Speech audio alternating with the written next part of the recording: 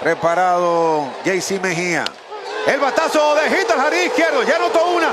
Viene el ley para la goma. Viene el disparo al corredor y se empató el juego. Hasta tercera se metió Jamaico Navarro. Hay hit remolcador para Alcides Escobar.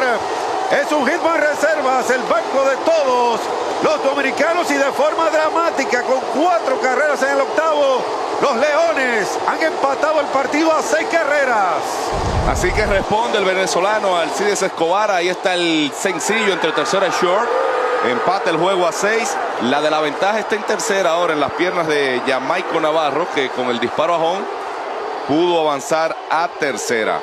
Así que, ¿de qué forma, señores? Por eso, hace unos años se le puso a este equipo los duros de matar.